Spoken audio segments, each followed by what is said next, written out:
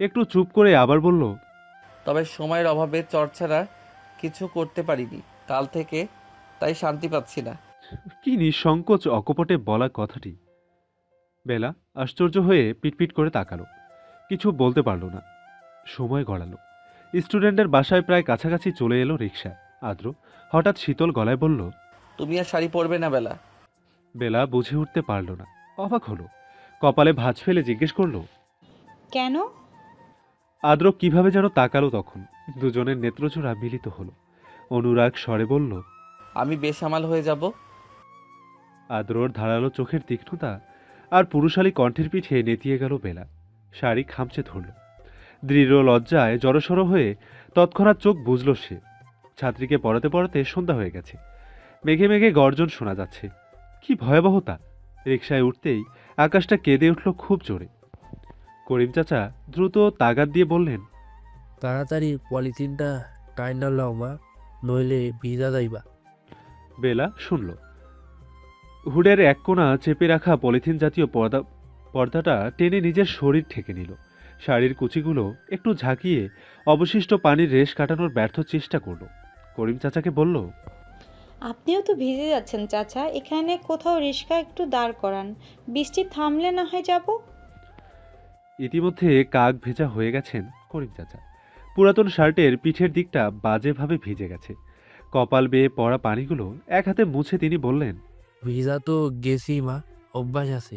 এখন দাঁড়াইলে তোমার দেরি হইব। বেলা আর দ্বিরুক্তি করল না। পর্দার ফাঁক গলিয়ে বৃষ্টির ছিটে আসছে। কাপড়ের হ্যান্ডব্যাগটা ভিজে গেছে অনেকাংশ। তা কোলে নিয়ে সাবধানে রাখল বেলা। মেলা থেকে আদ্রর জন্য একটা ঘড়ি কিনেছিল সে। হঠাৎই চোখ পড়ে গিয়েছিল আদ্রর হাতে মানাবি খুব। তবে তাকে দেওয়ার সাহস হয়নি তার। ব্যাগ থেকে ঘড়িটা বের করে আলতো হাতে বোলালো সে।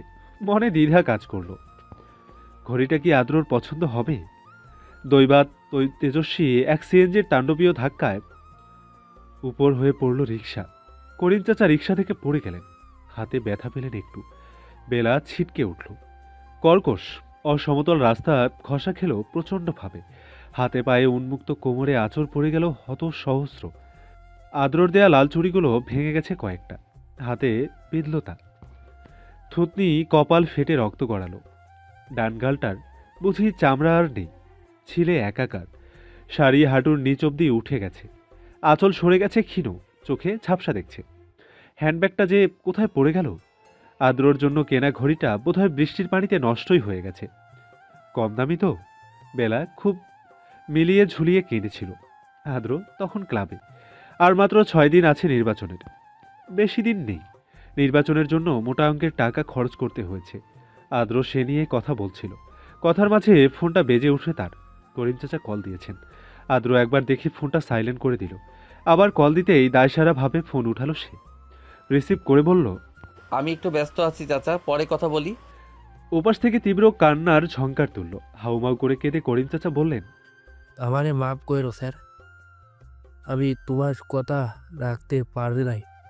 এর মাঝে তন্ময় বলতে নিল। ভাই আমার মনে হয় পাশের এলাকায় বেশি। হাতের ইশারায় তন্ময়কে থামিয়ে দিল আদ্র। তার সম্পূর্ণ মনোযোগ এখন ফোনে। করিম চাচা আবারও বললেন, রিক্সার পিছন দিয়া কে জানি ধাক্কা দিল।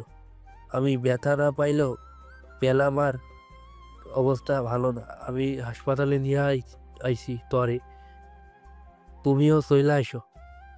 আদ্র বসা থেকে দাঁড়িয়ে গেল। অস্থির পায়ে কাউকে কিছু না বলেই বৃষ্টির মাঝে বেরিয়ে পড়ল ক্লাব থেকে। নিজেকে যথেষ্ট শান্ত রাখার চেষ্টা করে বলল, কোন হাসপাতাল চাচা? আমি আসছি। ওকে একটু দেখুন তো, ওকে কাঁদছে? কাঁদতে মানা করবেন। সরকারি হাসপাতালগুলোর মতোই অতি সাধারণ এই হাসপাতালটিও। নিয়মকানুন বাধা নেই।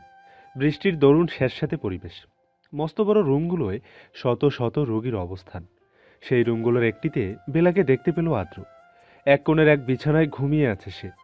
পরনের ভেজা শাড়িটি পাল্টে হাসপাতালের সাদা পোশাক পায়ে জড়ানো।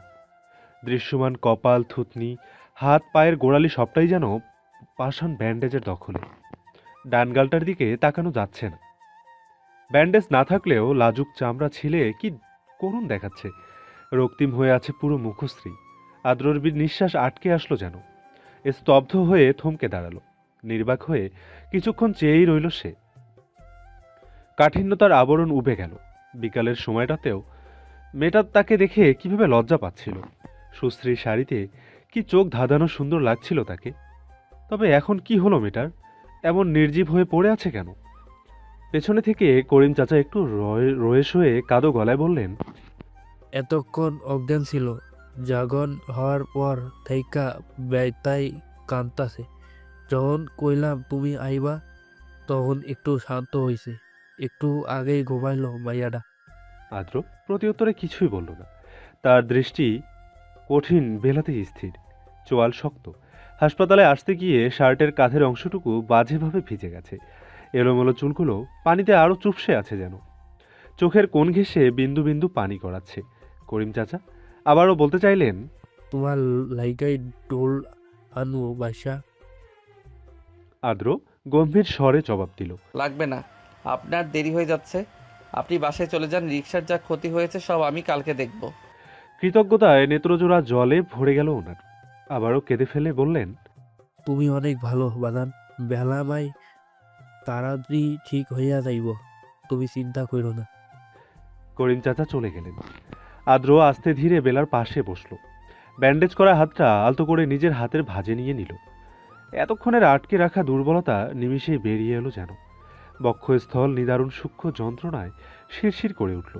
চোখ ক্লান্তিতে ভেঙে আসলো। ঢেমে যাওয়া গলায় সে খুব আস্তে করে বলল, আমায় ক্ষমা করবে বেলা, আমি ঠিকমতো তোমার খেয়াল রাখতে পারিনি। আদ্র মাথা ঝাঁকালো। হাতের পিঠে কপাল ঠেকিয়ে অনেকক্ষণ চুপ করে রইল। বেলার বিছানা থেকে মাঝারি জানালাটা কিঞ্চিত দূরে অবস্থিত। বৃষ্টির ছিটে না আসলেও তেজি অনলের হিম শীতল স্পর্শ ছুঁয়ে দিচ্ছে ওদের। আদ্রর ঝাঁকড়া মাথার চুলগুলো আরও এলোমেলো হলো। ঠান্ডায় অল্প কেঁপে উঠল বেলা। বন্ধ চোখ জোড়া পিটপিট করল। আস্তে আস্তে চোখ মেলল সে।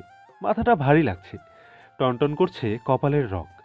শরীরের ক্ষতগুলো যেন নতুন উদ্যমে গা জ্বালানো ব্যথায় মেতে উঠেছে।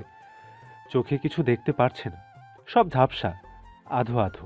কয়েক সেকেন্ড গড়ালো। ঝাপসা জিনিসগুলো স্পষ্ট হয়ে উঠল হঠাৎ। নিজের সামনে আদ্রকে দেখে কয়েক দফা চমকালো বেলা। কিছু পলক চেয়ে থেকে দুর্বল গলায় কোনো মতে ডাকলো, আদ্র। আদ্র শুনল না যেন, কিছুক্ষণ ওভাবেই রইল। তারপর ছোট করে মাথা তুলে তাকালো তার পানে। বেলার চোখে তখন জলরাশিরা এসে ভিড় জমাচ্ছিল, কিন্তু তা গাল অবধি পৌঁছানো দুঃসাহস করতে পারেনি। খুব কঠিন হয়ে বেলা বলল, কেন এসেছেন আপনি? চলে যান। আদ্র আহত নয়নে তাকালো। রুদ্ধশ্বাস কণ্ঠে বলল, আমি সরি বেলা, তোমার কাছে পৌঁছাতে খুব দেরি করে ফেলেছি। অমনি দুঃসাহসী হয়ে জলগুলো গাল ছুঁয়ে দিল। ঠোঁট ভেঙে কেঁদে ফেলল বেলা। আটকে আসা কণ্ঠে প্রবল বিতৃষ্ণার সঙ্গে অভিযোগ করে উঠল, আপনি খুব খারাপ আদ্র, সত্যি দেরি করে ফেলেছেন আসতে। আরও আগে আসেননি কেন? রাস্তায় পড়েছিলাম আমি, কেউ এগিয়ে আসেনি সাহায্য করতে। আপনার ভেজা শরীরে দেখে বিশ্রীভাবে তাকাচ্ছিল। যন্ত্রণায় আমি কাতরাচ্ছিলাম, মনে মনে আপনাকে খুব করে চেয়েছিলাম, কিন্তু আপনি আসেননি। হাসপাতালের বেডে যখন ওষুধ লাগাচ্ছিল তখন খুব জ্বলছিল ব্যথাগুলো। আমি তখনও আপনাকে নিজের পাশে চেয়েছিলাম, আপনি তবুও আসেননি। এখন কেন এসেছেন? আপনার সহানুভূতি আমার চাই না। চলে যান। যাচ্ছেন না কেন? চলে যান এখান থেকে। বেদনাদায়ক করুণ দীর্ঘশ্বাস বেরিয়ে এলো খুব সন্তর্পণে। বুকটা খুব ভারী ভারী লাগছে। ছেলেরা কাঁদতে পারে না কেন? আদ্রর খুব কাঁদতে ইচ্ছে করছে, কিন্তু পারছে না, চেষ্টা করেও পারছে না। অসহ্য লাগছে সব, গলায় যেন কাটা বিঁধে আছে। আদ্র ঝুঁকে বেলার কপালে কপাল ঠেকালো। ব্যথার কারণে তাকে সরাতে পারল না বেলা। প্রবল প্রতিবাদী হয়ে বলল, সরুন আমার কাছ থেকে, ছোবেন না আমায়, চলে যান। আর আসবেন না, কখনো আসবেন না। আদ্রর ধীর গলা। হুশ, কথা বলবে না বেলা।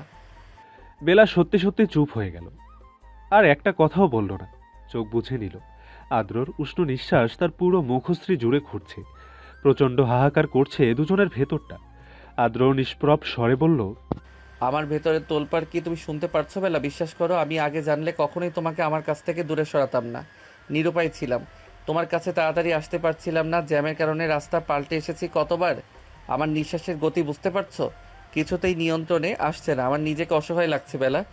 এতটা অসহায় আমি কখনোই হইনি, বিশ্বাস করো, কখনো না। আদ্র থামল। নিঃশ্বাসের গতি আরও বেড়ে গেল।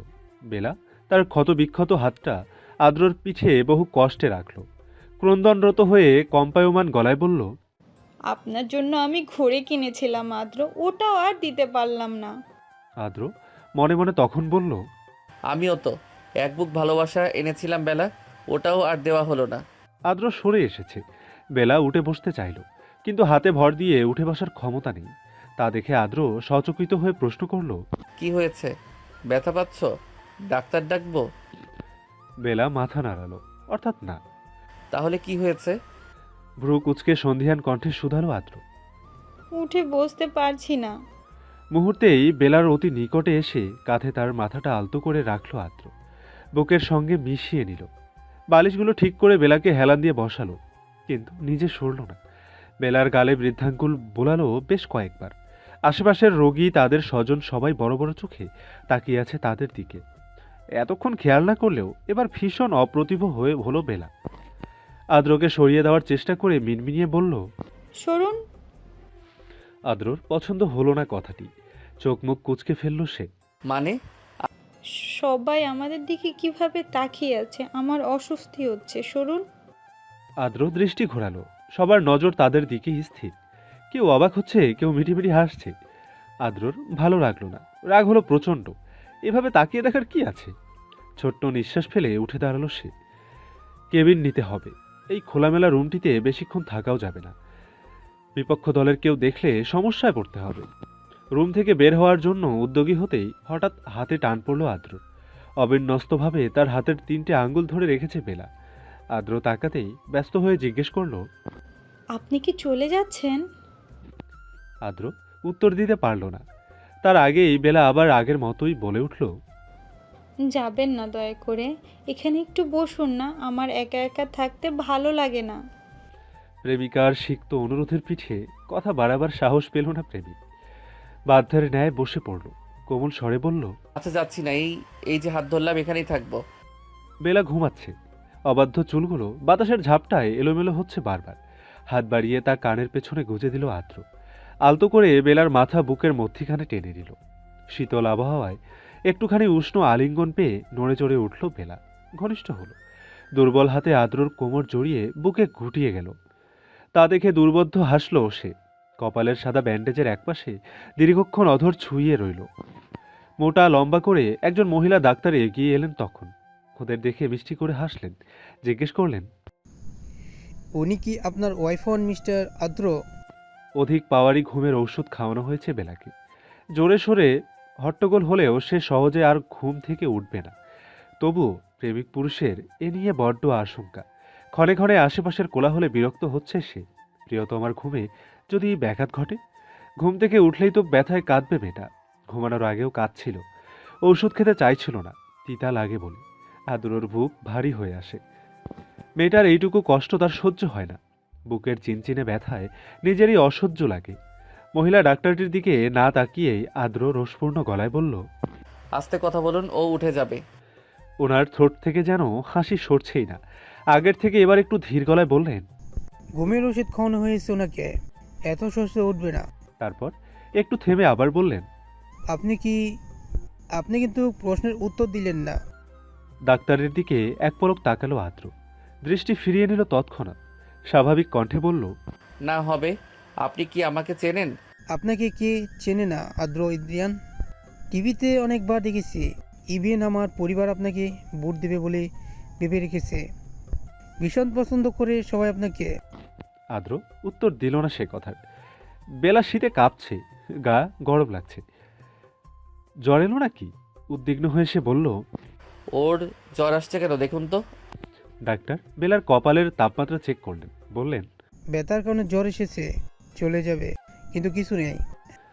আদ্রর ভেতরটায় তবুও স্বস্তি এসে হানা দিল না। নেতিয়ে পড়া বেলাকে এক হাতে সামলে প্রশ্ন করল, আমি কেবিন রেডি করতে বলেছিলাম, আপনাদের করেছেন? হ্যাঁ, আমি নার্সদের ডাকছি, ওরা হোল চেয়ার নিয়ে আসবে। আদ্র কথা বাড়ালো না। চট করে কোলে তুলে নিল বেলাকে। আদুরে ভাবে, খুব সাবধানে, সুপ্ত অধিকারবোধ দিয়ে গম্ভীর স্বরে বলল, তার প্রয়োজন নেই, আমি ওকে নিয়ে যেতে পারবো। কেবিনটা কোন দিকে? মহিলা ডাক্তারটি ক্ষীণ সময়ের জন্য হকচকালেন, ভরকে গেলেন। পরক্ষণেই হেসে দিলেন তিনি। এমন বিশুদ্ধ অকৃত্রিম ভালোবাসা নিজের ৩৬ বসন্তে খুব কমই দেখেছেন। বাহিরে বৃষ্টি আর নেই। রাস্তা, গাছপালা সব পানির সংস্পর্শে এসে স্নিগ্ধ হয়ে আছে। নভস্থলে গাঢ় নিকষ কৃষ্ণ। কেবিনের জানালা বন্ধ, তবুও যানবাহনের কড়া হর্নের শব্দ কান অব্দি পৌঁছাচ্ছে। বেলার তন্দ্রা কেটে গেল। চোখ মেলতেই তীব্র আলোর ঝলকে আবারও চোখ বুঝল সে। মাথাটা ভারী ভারী লাগছে। শরীরে ক্ষীণ চিনচিনে ব্যথা বিরাজমান। হাতের উপর ভারী কিছুর অস্তিত্ব টের পেল সে। ধীর স্থিরভাবে সময় লাগিয়ে চোখ মেলল আবার। আদ্রর শার্ট শুকিয়ে গেছে। ঝাঁকড়া মাথার চুলগুলো আধ ভেজা, শুষ্ক ঠোঁট যুগল। বেলার ক্ষতহীন হাতটা ধরে কপাল ঠেকিয়ে আছে। নেত্রজোড়ার পাতা লাগানো। বেলার হঠাৎই পিপাসা পেল খুব। আদো আদো কণ্ঠস্বরে আদ্রকে ডাকল। আদ্র, আপনি কি ঘুমিয়ে গেছেন? ১ সেকেন্ড, ২ সেকেন্ড, ৩ সেকেন্ডের মাথায় মাথা তুলে তাকালো আদ্র। শরীর যেন অল্প দুলে উঠল তার। ক্লান্ত দেখাচ্ছে খুব। চোখের শিরা উপশিরা রক্তিম হয়ে আছে। মুখে আসতে চাইছে, শুধু আদ্র দুহাতে চোখ কচলালো। জোর জোর করে তাকালো। থেমে থেমে ব্যগ্র হয়ে প্রশ্ন ছুড়ল। কি হয়েছে বেলা? মাথা ব্যথা করছে? কষ্ট হচ্ছে কোথাও? পানি খাবে? উত্তর দিতে বেশ সময় নিল বেলা। তাকিয়ে তাকিয়ে নিজের প্রেমিক পুরুষটাকে দেখল দীর্ঘক্ষণ। লোকটা ভীষণ অধৈর্য, একটুতেই ব্যস্ত হয়ে পড়ে, অথচ ঠিকভাবে তাকাতেও পারছে না ঘুমে। বেলার মায়া হলো। ক্লান্ত আদ্রকে দেখে খারাপ লাগলো প্রচণ্ড। ঠোঁট কামড়ে কয়েকবার পলক ঝাপটালো বেলা। মৃদু স্বরে বলল, আমি ঠিক আছে, আপনি শান্ত হন। আদ্র শুনল, তবে শান্ত হলো কিনা বোঝা গেল না। তার দৃঢ় নিঃশ্বাস শব্দ বেলা অতদূর থেকেও শুনতে পারছে। আস্তে আস্তে স্বাভাবিক হয়ে এলো আদ্রর মুখশ্রী। বেলা আগের মতোই বলল, আমাকে উঠে বসান, পানি খাবো। সে দেরি করল না। বেলাকে আলতো হাতে বুকে চেপে বালিশ ঠিক করল। বালিশে পিঠ ঠেকিয়ে বসিয়ে দিল খুব সতর্কতার সঙ্গে। ভরা পানির গ্লাসটা বেলার অধরের নিকট ধরল। অন্য হাত মেলে রাখলো তার থুতনির কাছে।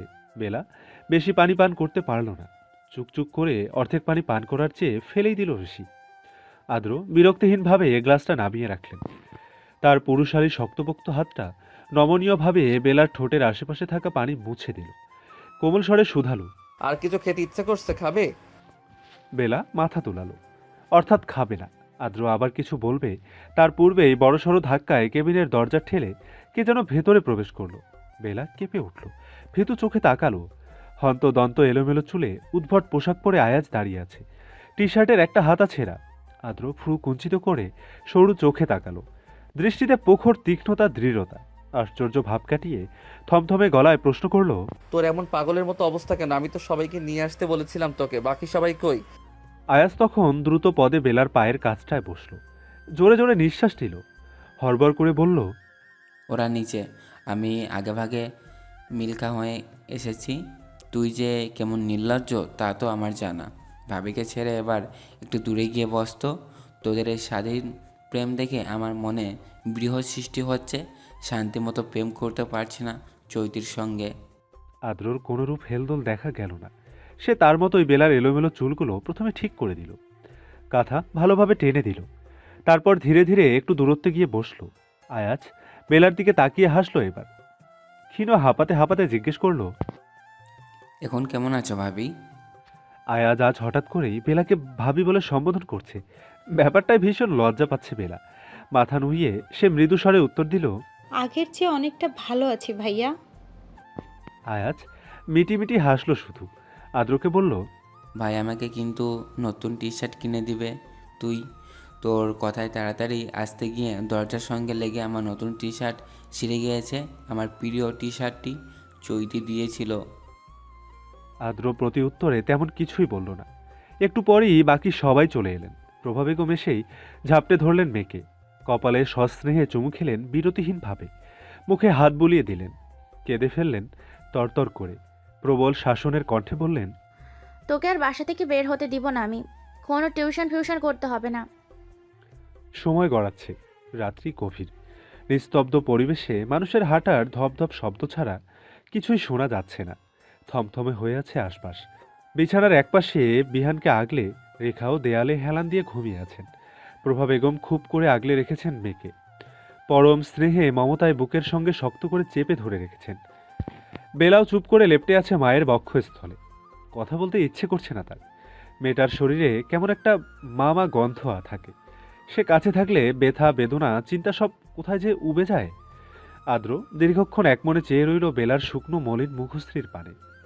সন্ধ্যায় সে কিছুই না বলেই ক্লাব থেকে চলে এসেছিল। পরে আর সেখানকার খবর নেওয়া হয়নি। পকেট হাতড়ে ফোন বের করল সে। পাওয়ার বাটন চাপতেই ইতিমধ্যে তন্ময়ের বেশ কয়েকটা মিসড কল দেখতে পেল। লাস্টে একটা মেসেজও ছিল। আদ্র আর দেরি করতে চাইল না। বেলার সঙ্গে তো সবাই আছেই। ফোন চুকিয়ে চলে যাওয়ার জন্য টুল ছেড়ে ওঠার পূর্বেই শায়েদ সাহেব ধীর পায়ে এগিয়ে এলেন। আদ্রর সামনাসামনি দাঁড়ালেন। খুব শান্তভাবে স্নেহের সঙ্গে বললেন, তোমাকে আমি কিভাবে যে ধন্যবাদ জানাই বাবা। পরপর দুটো বড় বড় বিপদ থেকে বাঁচিয়েছো আমাদের। আজকে যদি তুমি আসার পথে আমার মেয়েটাকে না দেখতে, ও বোধহয় এখনই ওইভাবেই রাস্তায় পড়ে থাকতো। তুমি আমাদের ঋণী করে তুললে বাবা। আদ্র একটু হাসার চেষ্টা করলো। নির্দ্বিধায় বলল, এভাবে বলতে হবে না আঙ্কেল, এটা আমার দায়িত্বের মাঝেই পড়ে। তিনি প্রতি উত্তরে প্রফুল্ল হাসলেন। কিছু একটা ভেবে আবারও বলে উঠলেন, তুমি তো মনে হয় কিছু খাওনি এখনো। খাবে না? দাঁড়াও, আমি কিছু নিয়ে আসছি তোমার জন্য। আদ্র সঙ্গে সঙ্গে বিরক্তি করলো। তার প্রয়োজন নেই আঙ্কেল, আমি একটু বের হব এখন, তখন খাওয়া যাবে। আপনাদের কিছু লাগলে আয়াজকে বলবেন। ও আর মা আজকে রাতটা এখানেই থাকবে। কাগজের শায়েদ সাহেব কৃতজ্ঞ চোখে তাকিয়ে রইলেন। কিছু বলতে পারলেন না। আদ্র এক পলক বেলার দিকে দৃষ্টি ফেলে বেরিয়ে পড়ল কেবিন থেকে। বিকাল 4টা বাজছে। বিছানায় বসে বসে বিশাল জানালা গলিয়ে বাইরে তাকিয়ে আছে বেলা। কাল থেকে এখন অবধি একাধারে শুয়ে বসে থাকতে বিতৃষ্ণা চলে এসেছে খুব। আজকেই বাসায় চলে যেতে চেয়েছিল সে, কিন্তু হাসপাতাল থেকে নাকি ডিসচার্জ দেবে না। কালকে ছাড়া বাসায় যেতে পারবে না সে। কেবিনের ভেতর এখন শুধুই বেলাই একা। শায়েদ সাহেব এখান থেকে অফিসে চলে গেছেন, বিহান স্কুলে। আরও বাসায় একা থাকায় রেখাকে সকালে দিয়ে এসেছে আজ। এখন আবার প্রভা বেগমকে কোথায় যেন নিয়ে চলে গেছে, অনেকটা জোর করেই। বেলা তাকিয়ে তাকিয়ে দেখছে শুধু, মানা করেনি। কিন্তু এখন বড্ড অসহায় লাগছে নিজেকে। ক্ষীণ চিনচিন করছে ক্ষতস্থান। শুকিয়ে যাওয়া ক্ষতগুলো চুলকাতে ইচ্ছে করছে খুব, কিন্তু তা করার সাহস নেই। পাছে আবার ব্যথা পেলে, রক্ত বের হলে। হঠাৎ খট শব্দে কেবিনের দরজা খুলে গেল। বেলা তাকালো না সেদিকে। একটু অভিমানী সুরে বলল, এতক্ষণে আসার সময় হলো তোমার মা? ওপাশ থেকে সারা শব্দ এলো না। বেলা দৃষ্টি ঘোরালো। সামনে তাকাতেই আদ্রকে দাঁড়িয়ে থাকতে দেখে ভীষণভাবে চমকালো সে। হকচকিয়ে অবাক স্বরে জিজ্ঞেস করলো, আপনি এখানে? আদ্র মুচকি হাসলো, উত্তর দিল না। ধীর স্থির পায়ে এগিয়ে এসে চেয়ারে টেনে বসলো। কোনো কথা ছাড়াই কপালে গালে হাত ছোঁয়ালো। ভ্রু কুঞ্চিত করে প্রশ্ন ছুড়ল, জ্বর সেরেছে কখন? বেলা মৃদু কণ্ঠে উত্তর দিল, সকালে। আদ্র সরে এলো। হাতে থাকা বড়সড় প্যাকেট থেকে অনেকগুলো লাল চুড়ি বের করলো। বেলার কাছে অনুমতি চাইল। তোমার হাতটা একটু দাও তো বেলা। বেলা শুনল না যেন, হাত বাড়ালো না। চোখে বিস্ময় নিয়ে পলক ঝাপটালো। এরপর পরপর 2-3 বার জিজ্ঞেস করলো, এতগুলো চুড়ি এনেছেন কেন? আদ্র ততক্ষণে বেলার হাত টেনে নিয়েছে। খুব সাবধানে সযত্নে একটা একটা করে চুড়ি পরিয়ে দিচ্ছে তাকে। অকপটে নিঃসংকোচ ভাবেই বলল, তোমার চুড়িগুলো ভেঙে গিয়েছিল না, তাই নতুন এনেছি। বেলা রুষপূর্ণ হয়ে বলল, আমার কাছে তো অনেকগুলো চুড়ি ছিল, আপনি শুধু শুধু এখন আবার আনতে গেলেন কেন? তাছাড়া মা যদি এখন আমার হাতে চুড়ি দেখে তখন কি বলবো আমি? আদ্রর মাঝে বিশেষ পরিবর্তন দেখা গেল না। প্রক্ষেপহীন সে। চুড়ি পরানো শেষ হাতেই বেলা হাত টেনে নিল। হাত নাড়াতে এখন অত অসুবিধে হচ্ছে না। চুড়িগুলো খুলে ফেলতে চাইলেই কঠিন গলায় ধমকে উঠল আদ্র। খবরদার বেলা, আমি চলে না যাওয়া অবধি চুড়িগুলো তোমার হাত থেকে খুলবে না। আর খুলতে পারল না। জড়সড় হয়ে মাথা নুয়ালো। মিনমিন করে অভিযোগ করল, আমি অসুস্থ না, বকছেন কেন? কাগজের আদ্র শুনল। কিছুক্ষণ চুপ করে নিঃশব্দে তার অবুঝ প্রেমিকাকে দেখল। তারপর হঠাৎই হেসে দিল সশব্দে। এগিয়ে এসে অধর ছোঁয়ালো প্রিয়তমার স্নিগ্ধ ললাটে। বেশক্ষণ লাগিয়ে খুব সময় নিয়ে ওভাবেই রইল। ঠোঁটের কোণে সূক্ষ্ম হাসির অস্তিত্ব বজায় রেখে কোমল স্বরে বলল, আচ্ছা এখন বকবো না, তুমি সুস্থ হলে তারপর বকবো, ঠিক আছে? কাগজের বাসায় ফিরে ক্লান্ত শরীরটা সোফায় এলিয়ে দিল আদ্র। এসির পাওয়ার বাড়ালো, চোখ বুঝে উঁচু গলায় ডাকলো, মা ঠান্ডা পানি আনো। ডাকার 2 মিনিটের মাথায় পানি নিয়ে এলেন রেখা। ছেলের পাশে বসলেন, গ্লাস এগিয়ে দিয়ে বললেন, নাই। আদ্র নিল। এক নিঃশ্বাসে পুরো পানি পান করে গ্লাস রেখে দিল টেবিলে। রিমোটে আঙ্গুলের এক একটা চাপ প্রয়োগে খবরের চ্যানেলগুলো পাল্টাতে লাগলো সে। রেখা হাসপাস করছেন, প্রবল জড়তা কাজ করছে মনে। একবার টিভির দিকে তাকিয়ে ছেলের দিকে তাকালেন, আবার জিজ্ঞেস করলেন, বেলার সাথে দেখা করতে গিয়েছিলি আদ্র?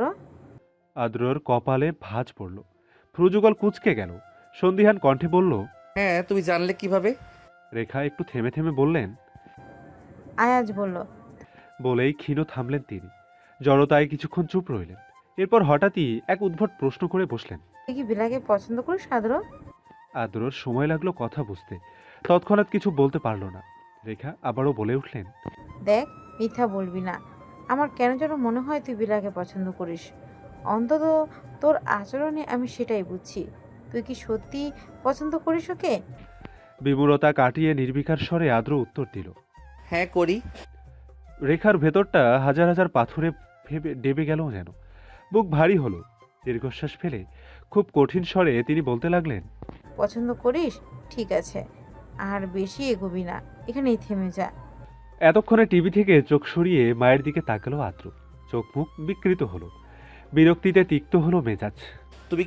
তুমি কি বলছো বুঝে শুনে বলছো মা? রেখা আগের মতোই বললেন, আমি বুঝে শুনেই বলছি।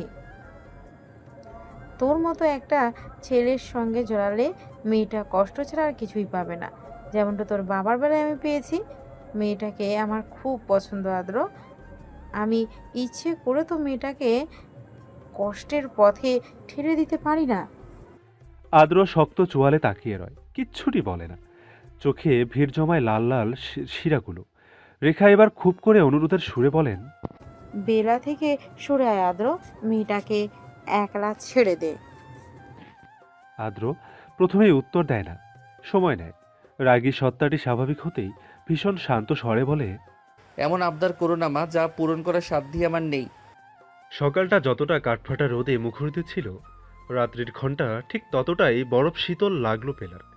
বিছানার সঙ্গে মিশে গিয়ে গলা অবধি ব্ল্যাঙ্কেট টেনে রেখেছে সে। ফ্যান বন্ধ, জানালা গলিয়ে সুরসুর করে ঠান্ডা বাতাস আসা যাওয়া করছে। শীত লাগছে খুব, দাঁতে দাঁত লেগে কাঁপাকাঁপি শুরু হয়ে গেছে।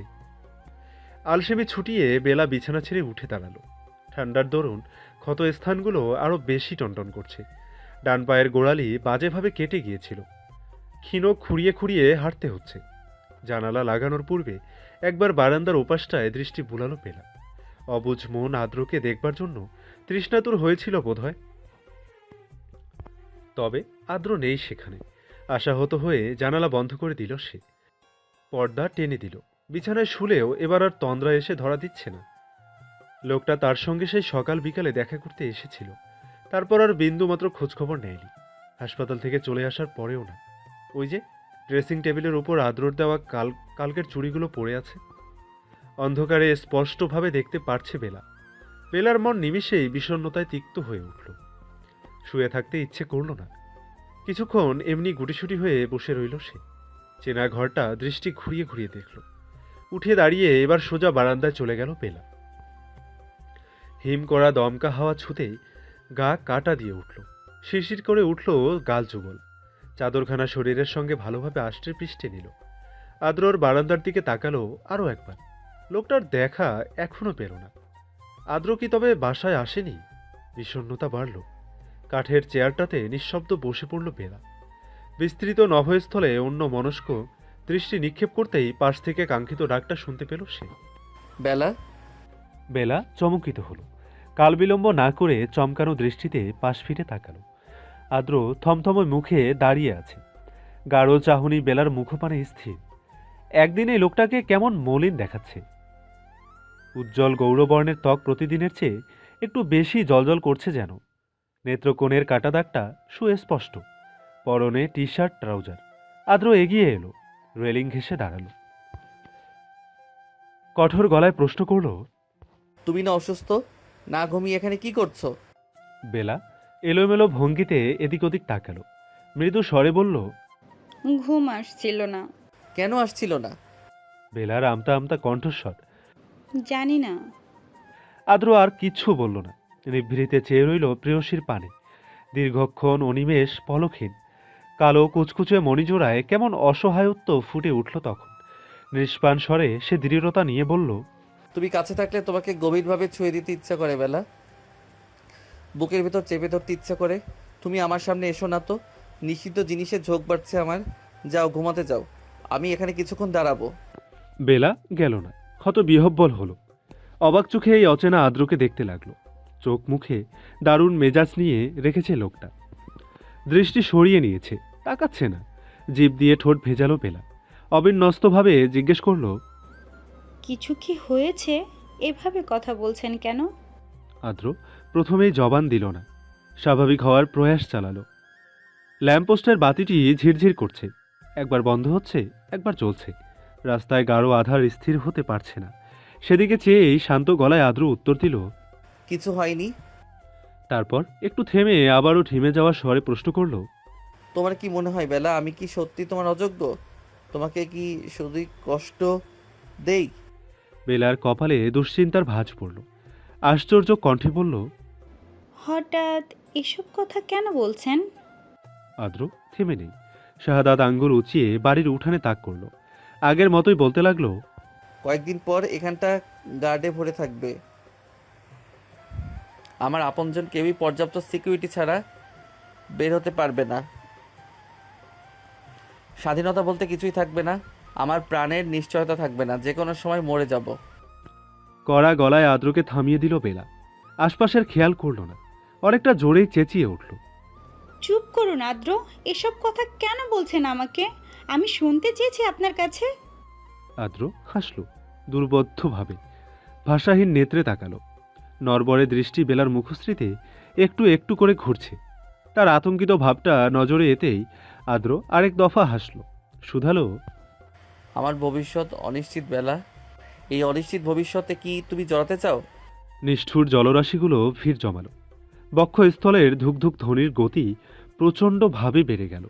মাথা হঠাৎ করেই যন্ত্রণা করছে। থেকে থেকে অকপটে বেলা স্বীকারোক্তি করল, চাই। আদ্র নিগুড়ভাবে চাইল। শান্ত হলো সর্বাঙ্গ। প্রতি উত্তরে সে স্বাভাবিক স্বরে বলল, রুমে যাও, ঠান্ডায় কাঁপছো তুমি, ঘুমাও, যাও। বেলা একদমই গেল না, গলার জোর বাড়িয়ে দিল, আমি আপনারই প্রিয় বেলা হব আদ্র। আদ্র মুচকি হাসল, সুদীর্ঘ বিস্তর হাসি। উত্তর দিল, জানি। টিভির সব খবরে নেতা আদ্র ইয়ানেতকে দেখাচ্ছে 100তর অধিক ভোটে বিজয়ী হয়েছে সে। আনন্দে মেতে উঠেছে পুরো দল। বাদ্যযন্ত্র বাজছে, গান চলছে সর্বোচ্চ আওয়াজে। আদ্র বেশিক্ষণ সেখানে থাকলো না, মন টিকল না তার। আকিবকে নিয়ে গাড়িতে উঠে বসলো। আকিব মন খারাপ করে বলল তখন, এত তাড়াতাড়ি চলে এলেন কেন ভাই? আপনার এত বড় জয় হলো, একটু আনন্দ করতেন। আদ্র ঘাড় এদিক ওদিক নাড়িয়ে সিটে হেলান দিয়ে বসলো। পকেট থেকে ফোন বের করলো। চাপা দীর্ঘশ্বাস ফেলে বলল, আমার সব আনন্দ তো তোমার ভাবির মাঝে আটকে আছে আকিব। আকিব হাসলো। তা ঠিক বলছেন ভাই। গাড়ি কি এখন ভাবির ভার্সিটির ওখানে নিয়ে যেতে বলবো? না, ফুলের দোকানে চলো, আগে কিছু গোলাপ কিনবো। কি ভেবে মিটিমিটি হেসে ফেললো আকিব, একটু শব্দ করে। আদ্র ভুরু কুঞ্চিত করে তাকাতেই বহু কষ্টে থামালো তা। ড্রাইভারকে ফুলের দোকানে নিয়ে যেতে বলল। আদ্র ফোনের কিবোর্ডে অনবরত চাপ দিয়ে বেলাকে বার্তা পাঠালো তখন, বড় মাপের একজন নেতা আপনার সঙ্গে দেখা করতে আসছে বেলা, তৈরি থাকুন। দ্রুত পা চালিয়ে হাঁটতে গিয়ে হঠাৎই হোঁচট খেয়ে পড়ে যেতে নিল বেলা। বাম পায়ের পুরো আঙ্গুল কেমন বেঁকে যাচ্ছিল। কোনো মতে নিজেকে সামলালো সে। বেখেয়ালি শরীরটা নিয়ন্ত্রণে আনার চেষ্টা করল। তড়িৎ গতিতে রূপাও অতি ভীতু মনে বেলার বাহু টেনে ধরল। কটমটে গলায় ধমকের সুরে বলল, এত হুলস্থুল কাণ্ড ঘটাচ্ছিস কেন বেলা? কোথাকার কোন ট্রেন ছুটে যাচ্ছে, আস্তে হাঁট। কাঁধের ব্যাগটা ঢিলে হয়ে পড়ে যাচ্ছিল। তা ঠিক করে এলোমেলো চুলগুলো কানের পেছনে গুজল বেলা। অনভ্যস্ত কণ্ঠে মিথ্যে বলল, বাড়িতে মেহমান আসবে, তাড়াতাড়ি যেতে হবে বাসায়। রূপা বড় বড় চোখে তাকালো। মেহমান বলতে তোকে আবার দেখতে আসছে নাকি? না, এমনি আসবে। রূপা শুনল। সামান্য ওহ বলে চুপ হয়ে গেল। হাতে থাকা ফোন চালু করলো। ইউটিউবে ঢুকে কি যেন টাইপ করলো সে। উৎফুল্ল মনে একটা ভিডিও ছেড়ে বেলাকে দেখাতে দেখাতে বলল, দেখ বেলা, আমাদের কুমিল্লার নতুন এমপি আদ্র ইয়ানিদ, সুন্দর না দেখতে? বেলা শান্ত নেত্রে তাকালো। ফোনের স্ক্রিনে ঘাড়মাক্ত আদ্রকে দেখা যাচ্ছে। চোখ মুখ কুচকে ভাষণ দিচ্ছে সে। রোদে জলজল করছে মুখশ্রী। বরাবরের মতোই কঠিন তার কণ্ঠের তেজ, গা শিরশির করে কাঁপিয়ে তোলার মতো। বেলা দৃষ্টি ফিরিয়ে নিল। রূপা উত্তেজিত কণ্ঠে বলতেই রইল, ওনাকে যে আমার কি ভালো লাগে। ওনার একটা ভাইও আছে জানিস, আয়াজ মেহরাব, একদম ওনার মতো দেখতে, টুইস্ট ওরা। বেলা আর চোখে আরও একবার ভিডিওটির দিকে তাকালো। স্বাভাবিক স্বরে বলল, জানি, ওনারা আমাদের এলাকাতেই থাকতেন। কথাটা রূপার কানে প্রবল ঝংকার তুললেও তা বিশেষ আমলে নিতে পারল না সে। বিশ্বাস করল না। মাছি তাড়ানোর মতো করে বলল, ধুর, মিথ্যে বলছিস কেন? মনে মনে প্রশান্তের নিঃশ্বাস ফেলল বেলা। মুখ ফসকে কথাটা বলে ফেলেছিল সে। ভাগ্যিস রূপা বিশ্বাস করেনি, নয়তো এ খবর পুরো ভার্সিটিতে রটিয়ে ছাড়ত সে। ভার্সিটির পেছনের পিচঢালা রাস্তায় কালো গাড়িটি দাঁড় করানো। নির্জন জায়গা। ড্রাইভার আর আকিবকে ছাড়া আর কাউকেই দেখতে পাচ্ছে না বেলা। আকিব বেশ ব্যস্ত ভঙ্গিতে গাড়ির বাইরে দাঁড়িয়েছিল। বারবার ঘড়ির দিকে তাকাচ্ছিল সে। বেলাকে দেখতে পেয়ে অল্প মুচকি হাসল। নম্র স্বরে বলল, কেমন আছেন ভাবি? প্রতি উত্তরে বেলাও লাজুক হেসে বলল, ভালো আছি ভাইয়া, আপনি কেমন আছেন? আছি আলহামদুলিল্লাহ। আপনার জন্যই অনেকক্ষণ দাঁড়িয়েছিলাম। ভাই ভেতরে অপেক্ষা করছেন। বলে গাড়ির পেছনের ছিটের দরজা খুলে দিল আকিব। বেলা নিঃশব্দে ভেতরে গিয়ে বসতেই এক দফা চমকালো। বড় মাপের ব্যস্ত নেতা তার সঙ্গে দেখা করতে এসে আরাম করে সিটে হেলান দিয়ে ঘুমাচ্ছে। তার নিঃশ্বাসের থেকে থেকে চলাচল বেলা তীব্রভাবে শুনতে পারছে। এসির পাওয়ার অতিরিক্ত করে রাখা, কালো রঙের জানালার কাজগুলো উঠানো। বাইরে কেউ ভেতরটা দেখার জো নেই। এক হাত কপালে রেখে ঘুমাচ্ছে লোকটা। গায়ে ভিডিওর সেই সাদা পাঞ্জাবি, বুকের প্রথম 3টে বোতাম খোলা। লোমশ বক্ষস্থল ক্ষীণ দৃশ্যমান, ঘাড় বেয়ে ঘামের সূক্ষ্ম রেখা স্পষ্টভাবে দেখা যাচ্ছে। বেলা হাসফাস করল। কি করবে বুঝতে পারছে না। লোকটা কি উঠবে না? বাহিরে তাকিয়ে সবাইকে একবার পরখ করে নিল সে। আকিব আর ড্রাইভার দূরে দাঁড়িয়ে কথা বলছে। বেলা দৃষ্টি সরিয়ে নিল। ইতস্তত হাতে আদ্রর চওড়া কাঁধে আলতো ধাক্কা দিল। মৃদু স্বরে ডাকল, আদ্র, শুনছেন? আদ্র। আদ্র অল্প নড়ে চড়ে উঠল। তন্দ্রা কেটে গেল নিমিষেই। কপাল থেকে হাত সরালো। চোখ মেলল ধীরস্থিরভাবে। প্রচণ্ড বাঁকানো ভ্রুযুগল নিয়ে কিছুক্ষণ গাঢ় নেত্রে চেয়ে রইল অবুজ প্রেয়সীর দিকে। মুখশ্রী জুড়ে একরাশ ঘুমো ঘুমো ভাব তার। ভীষণ স্নিগ্ধ দেখাচ্ছে। ঘুম জড়ানো কণ্ঠে সে খুব গম্ভীর গলায় প্রশ্ন করল, কখন এসেছ? বেলা আর চোখে সুদর্শন পুরুষটির দিকে এক পলক তাকালো। জবাবে ছোট্ট করে বলল, কিছুক্ষণ আগে। দু হাতে চোখ কষলে ঠিক হয়ে বসলো আদ্র। বাহিরে দৃষ্টি ফেলে কি যেন দেখল। অনুমতি ছাড়াই বেলার ওড়নার একাংশ টেনে ঘাড়মাক্ত মুখ মুছল। গলা উঁচিয়ে হাঁক ছাড়ল। ইমরান, এদিকে আসো। সঙ্গে সঙ্গে আকিবার ড্রাইভার এগিয়ে এলো। আদ্রর দিকে উৎসুক চোখে চাইতে সে বলল, বাসায় যাব গাড়ি ছাড়া। ড্রাইভার মাথা ঝাঁকালো। গাড়িতে বসে পড়ল বিনা বাক্য বায়ে। আকিব তখন জানালায় ক্ষীণ উকি মেরে বলল, আমি তবে চলে যাচ্ছি ভাই, দরকার হলে ফোন করবেন, আমি আবার আসব। আদ্র মুখে কিছু বলল না। হালকা মাথা কাত করল মাত্র। গাড়ি চলতে শুরু করেছে। নীরবতার প্রখরতা খুব। আদ্র চুপচাপ শব্দহীনভাবে বেলার দিকে তাকিয়ে আছে। দৃষ্টি স্থির, অনড়, তীক্ষ্ণতায় দৃঢ়তায় ভরপুর। বেলার গাল ভারী হয়ে আসছে। লজ্জায় অস্বস্তিতে জড়সড় হয়ে আছে সে। এভাবে তাকানোর কি আছে? লোকটা কি বুঝতে পারছে না সে যে খুব লজ্জাপার লাগছে? প্রেমিকের দৃষ্টির পিঠে সিক্ত বেলা আড়ষ্ট হচ্ছে বারবার। জোরালো গলায় বেলা বলল, এভাবে তাকিয়েছেন কেন? আমার অস্বস্তি হচ্ছে, অন্যদিকে তাকান। আদ্র নিমগ্ন স্বরে উত্তর দিল, তুমি মিথ্যা বলছো বেলা, তোমার অস্বস্তি হচ্ছে না, একদমই হচ্ছে না। আপনার ধারণা ভুল, অন্যদিকে তাকান। আদ্র শুনল না, দুর্বোধ্য হাসল। বেলার লজ্জা বহুগুণে বাড়িয়ে দিয়ে হাসতে হাসতে শুধালো, তোমাকে আজকে ভীষণ সুন্দর লাগছে বেলা। লজ্জায় সে আর কথাই বলতে পারল না, তাকালো না। আদ্র আবারও সিটে হেলান দিয়ে শুয়ে পড়ল। চোখ বুঝল, হতাশ কণ্ঠে বলল, তোমাকে শাড়ি পরিয়ে আমার রুমে বসিয়ে রাখার ইচ্ছেটা মাথা চাড়া দিয়ে উঠেছে বেলা। তোমাকে গভীরভাবে ছুঁয়ে দেওয়ার ইচ্ছেটা বাজেভাবে আহত করেছে। তুমি একটু বাজে হতে পারলে না? এত সুন্দর হতে কে বলেছিল তোমায়? প্রশ্ন শুনে থতমত খেয়ে গেল বেলা। পরক্ষণেই ড্রাইভারের কথা মস্তিষ্কে হানা দিতেই রেগে তাকালো সে। ঝাঁঝালো কণ্ঠের রেশ ধরে বিশাল নেত্রে পলক ঝপটালো, বলল, সমস্যা কি আপনার? ড্রাইভার সামনে না? আদ্র ঠাট্টার সুরে ড্রাইভারকে তৎক্ষণাৎ প্রশ্ন করল। আমার কথা কি তুমি কিছু শুনেছো ইমরান? সে মিটিমিটি হেসে মাথা দুলালো। আদ্র জয়ের হাসি এঁটে বেলাকে বলল, দেখেছো? শুনিনি। সময় গড়ালো। গাড়ি থামলো এলাকা থেকে বেশ অনেকটা দূরে, গাছের আড়াল করে। বেলা ধীর পায়ে নেমে পড়ল। আদ্রর দিকে একবার চেয়ে চলে যেতে নিলেই তার হাত শক্ত করে ধরে ফেলল আদ্র। কোত্থেকে গোলাপের একটা তোড়া বের করে ধরিয়ে দিল তার হাতে। বেলা অবাক চোখে তাকালো। কিছু বলার পূর্বেই আদ্র কেমন অধৈর্য কণ্ঠে বলে উঠল, কথা দিচ্ছি বেলা, গোলাপগুলোর পাপড়ি পড়ে যাওয়ার আগে তোমাকে আমার ঘরে তুলবো। বাতাসে কেমন পোড়া পোড়া গন্ধ ভেসে বেড়াচ্ছে। আদ্র একদমই সহ্য করতে পারে না এই গন্ধ। হাঁচি হয়, নিঃশ্বাস নিতে কষ্ট হয়। রুমাল নাকে চেপে ড্রাইভারকে গাড়ি গ্যারেজে রেখে আসতে বলল সে। চোখ ঘুরিয়ে ঘুরিয়ে আশপাশটা একবার দেখে নিল। না, কাউকে তো কিছু পোড়াতে দেখা যাচ্ছে না। তবে ধোঁয়ায় ভরে গেছে চারিদিক। বিরক্ত হয়ে আদ্র দ্রুত পায়ে বাড়ির ভেতরে ঢুকল। গলা উঁচিয়ে ডেকে উঠল, রাহেলা আন্টি, কোথায় আপনারা?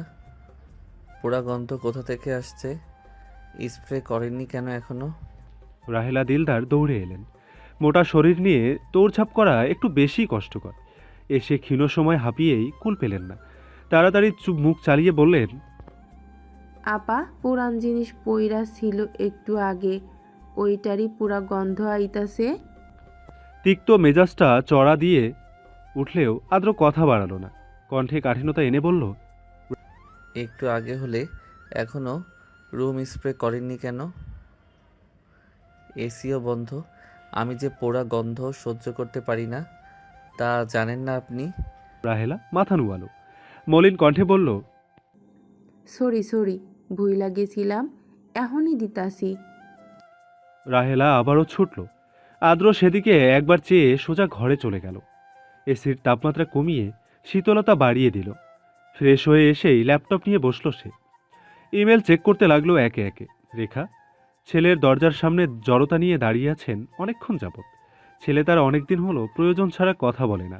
হুটহাট পাশে বসে বলে না, আজকের দিনটা অনেক ব্যস্ততায় কেটেছে মা। হাত ধুয়ে টুয়ে ভাত খেতে পারবো না এখন, খাইয়ে দাও তো। কোলটা কেমন খালি খালি লাগছে। রেখা দীর্ঘশ্বাস ফেরে ভেরানো দরজার আলতা ধাক্কা দিলেন। নিমিষেই খুলে গেল তার। ধীর পায়ে ভেতরে ঢুকলেন তিনি। আদ্র মাত্র একবার তাকালো। দৃষ্টি ফেরাতে ফেরাতে বলল, কোনো প্রয়োজন মা? রেখা আবারও দীর্ঘশ্বাস ফেললেন। নিঃশব্দে ছেলের পাশে গিয়ে বসলেন।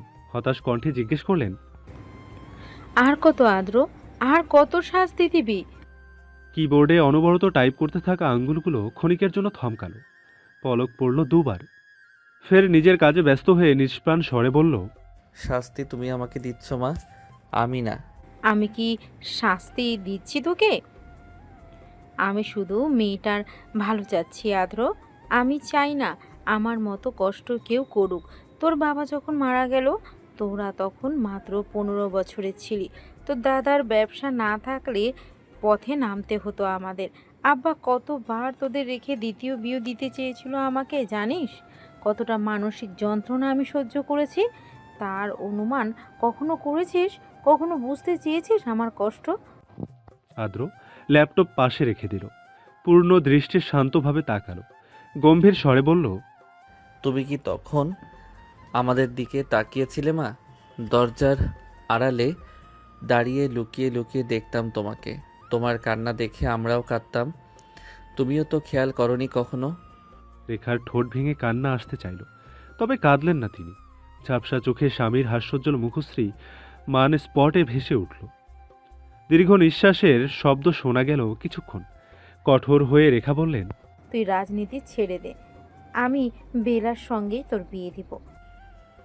যা সম্ভব না তা কেন বলছো?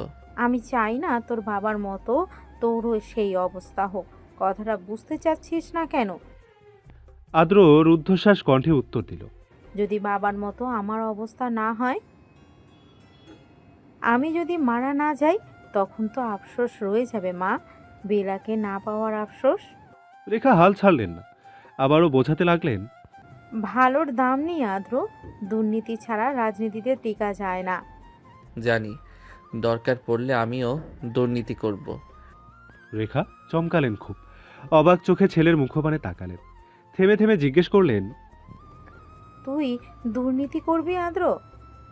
যারা দুর্নীতির ভাষা বোঝে তাদের সেই ভাষাতেই বোঝাতে হয় মা। আমি বাবার মতো নই, খুব সম্ভবত সেই পরিণতি চাই না বলে দুর্নীতি করতেও পিছপা হব না। বাবা ভালো মানুষ ছিলেন, সেই দাম ওরা দেয়নি। চোখের সামনে এখনো ভাসে মা, এই এলাকার ডাস্টবিনে আমার বাবার লাশ পড়েছিল। পুরো একটা বছর আমাদের কাছ থেকে আলাদা ছিলেন তিনি, অত্যাচার সহ্য করেছেন, মৃত্যুর জন্য ছটফট করেছেন। আমরা টের পাইনি, ঘুণাক্ষরেও তার ভেতরের অবস্থা জানতে পারিনি। আদ্র থমকালো, কণ্ঠস্বর ভেঙে এলো যেন, রোধ হলো, তবে কান্নার ছিটে ফোঁটাও এলো না। চোখ প্রশক্ত হলো। ওভাবেই ঘর থেকে বেরিয়ে গেল সে। রেখা বসে রইলেন নিশ্চুপভাবে, চোখ থেকে পাষাণ জলরাশিগুলো বইতে থাকলো একাধারে। বিহানকে পড়তে বসিয়ে বেলাও পড়ার প্রস্তুতি নিচ্ছিল। ভাইব্রেশনে আটক ফোনটা ঝিরঝিরে আওয়াজ করতেই হাতে নিল তা। নেতা সাহেব থেকে কল এসেছে। সে ধরল কলটা। ওপাশ থেকে আদ্র থমথমে কণ্ঠস্বর শোনা গেল। তোমার কাছে 5 মিনিট আছে বেলা, ছাদে আসো। পরক্ষণেই কল কেটে গেল। দাম্ভিক নেতার কথার পিঠে পাল্টা কিছু বলতে পারল না বেলা। কান থেকে ফোন নামিয়ে একবার স্ক্রিনে তাকালো। ছটপট ফোনটা টেবিলে রেখে দাঁড়িয়ে পড়ল। বিহানকে ঝাঁঝালো কণ্ঠে ধমকালো, আমি একটু ছাদে যাচ্ছি, একদম পড়া বাদ দিয়ে অন্য কিছু করবি না, এসে পড়া ধরবো, না পারলে দেখিস বাবাকে দিয়ে মার খাওয়াবো। বিহান বেজার মুখে বইয়ে মুখ গুজল, তাকালোই না, যেন বইয়ের ভেতর আজ ঢুকেই উদ্ধার করবে সে। আদ্রকে বেশি অপেক্ষা করালো না বেলা। সিঁড়ির ধাপ পেরিয়ে ছাদে প্রবেশ করতেই আদ্রকে দেখতে পেল সে। ছাদ টপকে তাদের ছাদের রেলিংয়ের ওপর বসে আছে সে, সিগারেট ফুঁকছে। বেলা এগিয়ে এসে কাছাকাছি হলো, নাক মুখ কুঁচকে প্রশ্ন করল, আপনার না পড়া গন্ধে ধোয়ায় অ্যালার্জি, তবু সিগারেট খাওয়া বাদ দেন না কেন? এতে সমস্যা হয় না? আদ্র পাশ ফিরে তাকালো গম্ভীর প্রাণহীন চোখে। হাতের সিগারেটে আরও একবার টান দিয়ে ফেলে দিল সুদূরে। কোথায় যে গিয়ে পড়ল সেটা দৃষ্টিগোচর হলো না। আদ্র বলল, আমি যেটা খাই সেটাই পোড়া গন্ধ নেই, আর এইটুকু ধোয়ায় কিচ্ছু হয় না, আমার অভ্যাস আছে। বেলা শুনল না, জোর গলায় বলল, তাও আর খাবেন না? আচ্ছা। আদ্রর দৃষ্টি বিস্তর আকাশে অনড় হয়ে আছে, তারাগুলো টিপটিপ করছে। আদ্র আগে বিশ্বাস করত ওই তারাগুলোর একটি আদ্রর বাবা, সম্মানিত এমপি, যাকে আটক করে রাখা হয়েছে পুরো 1 বছর। তিল তিল করে প্রতিটা দিন মৃত্যু যন্ত্রণা দেওয়া হয়েছিল। সবাই ভেবেছিল তিনি বুঝি আত্মগোপন করেছেন, কিংবা বেঁচে নেই আর। তারপর একদিন বড় ডাস্টবিনের ওখানে গন্ধ পচা ময়লার স্তূপে বাবার লাশটা পড়ে থাকতে দেখেছিল সে। বুঝতে পারেনি ওটা তারই বাবা। চেহারা ঝলসানো ছিল তো। বাবার সেই 1 বছর পুরনো ছেঁড়া শার্ট না দেখলে সে তো বিশ্বাসই করতো না এটা তার প্রাণপ্রিয় বাবা। যন্ত্রণাদায়ক এক গাঢ় নিঃশ্বাস ভেতর থেকে বেরিয়ে এলো খুব কষ্টে। বেলার হাত আলতো করে ধরল সে, বলল, বেলা, আমি কিন্তু রাজনীতি প্রতিশোধ নেওয়ার জন্য করছি না। আমি শুধু জানতে চাই কারা আমার বাবাকে মেরেছিল, কেন মেরেছিল।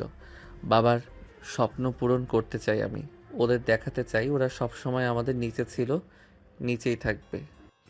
বেলা কিছুই বুঝল না, অবাক নয়নে চেয়ে রইল শুধু ওই সুদর্শন মলিন মুখটার দিকে, তার প্রেমিক পুরুষের দিকে। আদ্র হঠাৎ নিচে বসে পড়ল, বেলার হাত টেনে তাকেও বসিয়ে দিল। সময় ব্যয় না করে মাথাটা বেলার কোলে রেখে শুয়ে পড়ল সাবধানে। বেলা হকচকিয়ে উঠল, ভরকালো খুব।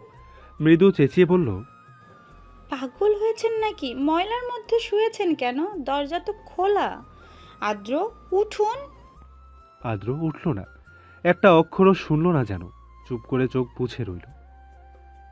আদ্রর ক্লান্ত মায়াময় মুখ দেখে বেলা আর কিছু বলতে পারল না। নিয়ন্ত্রণহীন হাত আপনা আপনি ঝাঁকড়া চুলগুলোর ভাঁজে ভাঁজে চলে গেল। আদ্র তখন ডাকল, বেলা। বেলা ঘোর লাগা কণ্ঠে মৃদু জবাব দিল।